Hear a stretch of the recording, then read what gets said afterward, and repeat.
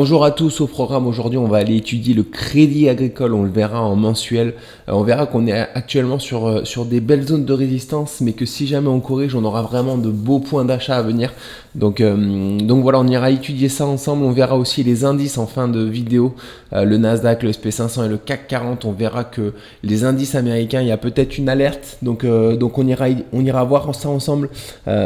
Cette alerte reste à confirmer bien sûr, mais voilà un peu des signaux qui sont voilà qui sont pas forcément rassurants sur les marchés américains. C'est quelques balbutiements pour le moment, mais voilà, on ira voir ça ensemble en tout cas.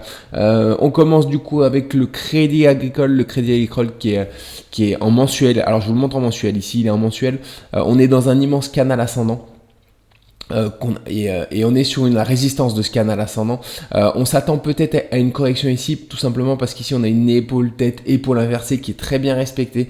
On a juste un débordement ici, mais rien de dramatique. On peut vraiment la considérer comme une belle figure chartiste. Et je pense que si on a une correction pour faire un pullback, pour faire un throwback plutôt, c'est maintenant qu'elle doit intervenir en tout cas. Donc voilà, sachant qu'on a 52% de chance quand même sur les épaules inversées de faire un throwback. Donc si jamais on revient, on corrige maintenant et qu'on revient sur cette zone-là, il y aura un merveilleux point d'achat ici, parce que les objectifs sont beaucoup plus hauts, sont les 17,16. Du coup, c'est les plus hauts on dépassera les plus hauts historiques dans ce cas-là, et ces objectifs sont atteints 83% du temps. Donc voilà, après on peut très bien casser cette résistance et partir tout droit vers les objectifs pour le crédit agricole, mais je pense que c'est pas le moment d'acheter. Enfin, en ce moment, on le verra ici également en daily. Voilà, parce que on est susceptible de faire une petite correction encore une fois pour revenir un peu plus bas. Il y a une zone de support ici, on le verra ensemble également. Mais vraiment, la zone que je privilégie, c'est celle-ci. C'est entre les 11,16 et les 10,80 et voilà, les 11,16 et les 10,80. Donc il y aura vraiment une belle zone où on essaiera d'identifier les retournements pour rentrer en position, parce qu'après on aura un beau potentiel de hausse.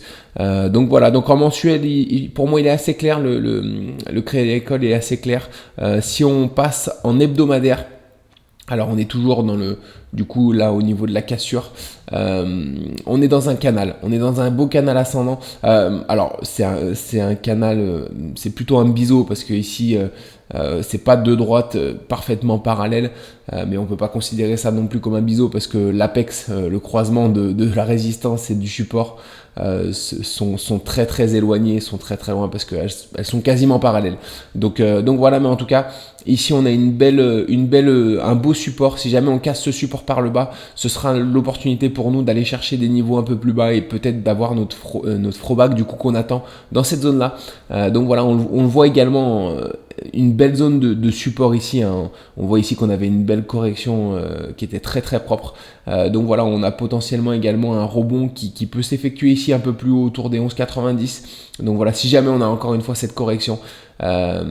Donc voilà, mais en tout cas un beau canal. Le signal, ça va être la cassure de ce support là pour la correction, et on verra à ce moment là. Après on peut également traverser cette résistance hebdomadaire et aller chercher le haut du canal, ou repartir vers le haut complètement. Donc voilà, ça c'est le marché qui nous le dira, mais en tout cas, on va surveiller les éventuelles corrections pour les éventuelles prises de position à la hausse. En journalier, elle est intéressante aussi, le crédit agricole, parce que du coup, en haut de ce canal, on a une belle épaule inversée qui s'est effectuée avec une deuxième épaule qui est pas très jolie, mais on peut la considérer comme ça, sachant qu'on a eu un beau gap baissier qui confirme finalement cette zone de tension ici entre les acheteurs et les vendeurs.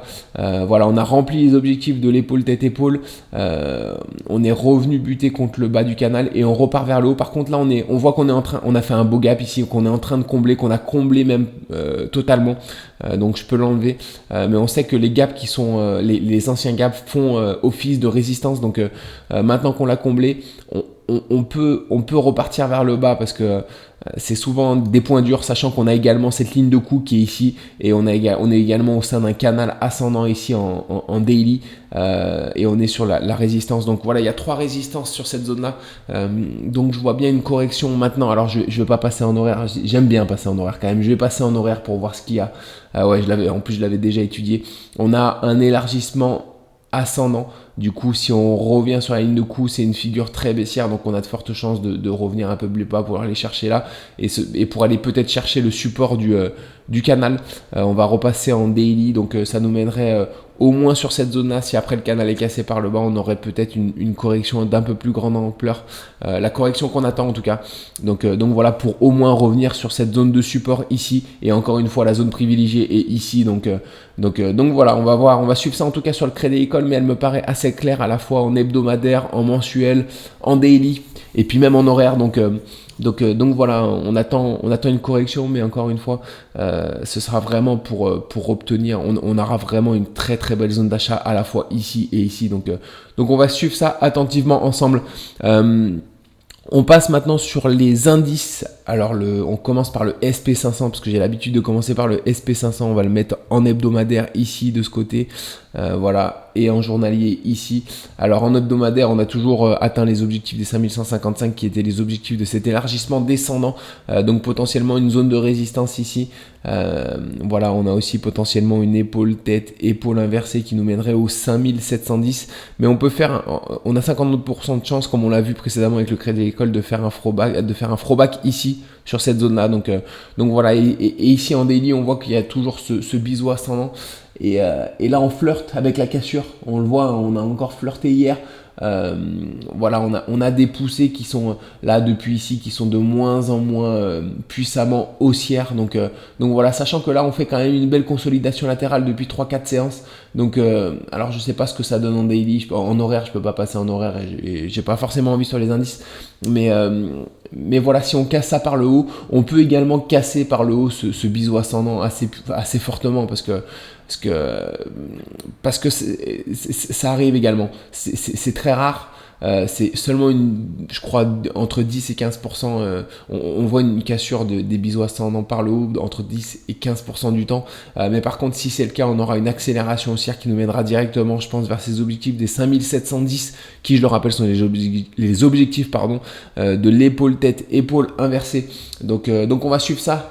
Mais c'est vrai qu'on flirte un petit peu sur le SP500 avec cette zone de support ici. Donc on va voir aujourd'hui comment on va réagir.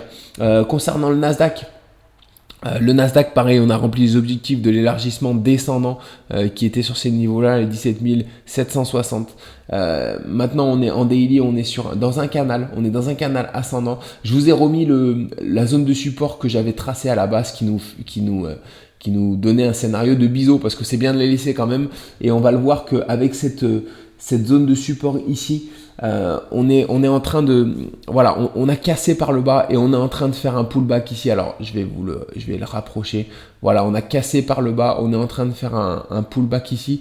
On va voir comment on réagit également sur ce potentiel double top ou ce double bottom de continuation. Voilà, si je vais en 1 heure, je sais pas trop ce que ça donne. Voilà, on a peut-être une figure qui me paraît être plus une figure corrective que de continuation haussière. Donc voilà, à suivre. On va suivre ça. Voilà, cette zone là, encore une fois, cette zone de support va être déterminante. Si on casse cette zone, ça peut être assez violent, je pense. Donc voilà, à surveiller quand même. À surveiller. Après, encore une fois, on peut s'appuyer sur cette zone pour repartir aller chercher de nouveau la résistance sur le Nasdaq. Donc voilà, ça sert à rien les personnes qui sont alarmantes et qui voient des crises paraissent toujours plus intelligentes que les personnes qui voient des hausses. Voilà, c'est un fait et les gens ont souvent tendance à se voir baissier sur des actifs qui montent, notamment le Nasdaq, les marchés américains qui font que grimper. J'entends toutes les semaines des personnes qui alarment et qui voient une correction. Ça va peut-être être le cas. Mais voilà, il faut rester objectif quand même et il faut voir. Les marchés américains sont en bonne forme, ça monte. Donc voilà, il faut pas non plus être alarmant. Donc c'est un juste milieu à trouver entre les signaux négatifs que nous montrent les indices, le Nasdaq et le SP500, et ce qu'il en est réellement. Donc voilà, après on a des signaux négatifs, on est dans un biseau ascendant qui est une figure de très baissière, mais historiquement on a souvent été dans des biseaux ascendants sur les indices ces dernières années. On peut le voir ici, il y en a un paquet de biseaux ascendants qui nous ont fait une correction certes, mais qui n'était pas aussi profonde que ce qu'on attendait. Donc ça peut être le cas également sur les marchés américains cette fois-ci, faire une correction certes, casser ces biseaux biseau, notamment le SP500, ce biseau du SP500 par le bas, mais pas forcément revenir chercher les objectifs qui sont les 4110 qui nous ramèneraient ici, mais plutôt revenir faire le pullback ici, voire même juste corriger légèrement pour repartir de nouveau vers le haut. Donc voilà, on va suivre ça ensemble en tout cas, mais c'est vrai que c'est difficile voilà, il faut essayer au maximum de rester objectif. On est sur une zone de résistance, on est dans un biseau ascendant qui est très baissier, mais c'est vrai que les marchés sont en forme américain, les marchés américains sont en forme en ce moment. Donc est-ce qu'on va remplir les objectifs baissiers? Voilà, c'est loin d'être acté en tout cas, si jamais on casse ce biseau encore une fois par le bas. Donc voilà, concernant les marchés européens, je les trouve vraiment en bonne forme. On avait fait encore une fois ce petit drapeau latéral ici qui nous laissait entrevoir du coup une continuation, un fort mouvement aussi, on en avait parlé quand on était dans ce drapeau. Voilà, les objectifs de ce drapeau sont les 8650, on se dirige vers l'objectif tous les jours assez puissamment, hein. Donc voilà, il n'y a pas de correction pour le moment en vue sur le CAC 40, le CAC 40 qui est vraiment en bonne forme. Donc voilà, j'analyserai aussi le DAX un petit peu demain pour voir où il en est. Mais voilà, le CAC 40, rien ne nous arrête pour le moment pour aller atteindre les objectifs des 8650. Donc peut-être une petite transition qui se passe sur les marchés américains vers le marché européen plus ou moins. Donc voilà, on va suivre ça en tout cas. On va suivre ça et c'est tout pour moi aujourd'hui. Je vous souhaite une bonne journée. On se retrouve ce week-end pour le bilan de la journée du jour. Excellente journée à tous, à très vite.